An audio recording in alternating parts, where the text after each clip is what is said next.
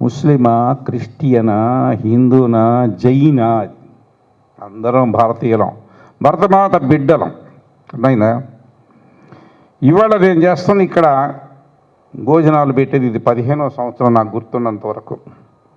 ప్రతిసారి అక్కడ 2700 మంది పోలీస్ స్టాఫ్ అన్ని జిల్లాల నుంచి వస్తారు.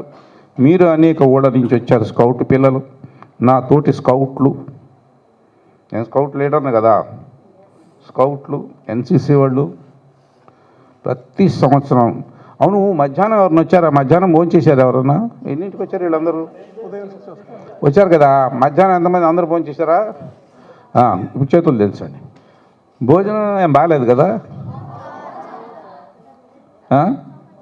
రుచిగానే ఉందా? 4-5 రకాల ఐటమ్స్ పెట్టారా? ఇంకెక్కువే పెట్టారు, 4-5 ఎక్కువే పెట్టారు. నేను చూశాను, పోలీసులను అడిగా భోజనం చేస్తాను, చాలా బ్రహ్మాండంగా ఉంది సార్. నమస్కారం. అట్లా ఉంటేనే భోజనాలు పెట్టాలి, లేకపోతే పెట్టకూడదు.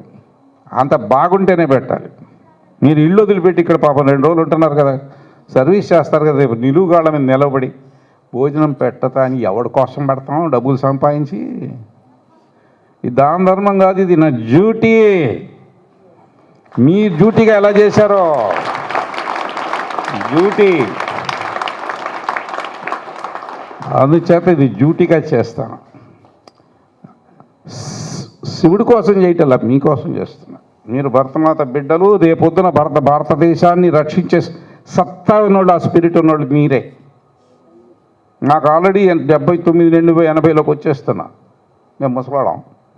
రేపొద్దున ఆశలన్నీ, భరతమాత ఆశలన్నీ మీ మీద ఆధారపడి ఉన్నాయి. అందులో ట్రైనింగ్ అవుతున్నారు. ఒక బాధ్యత గలటువంటి స్కౌట్గా ట్రైనింగ్ అవుతున్నారు.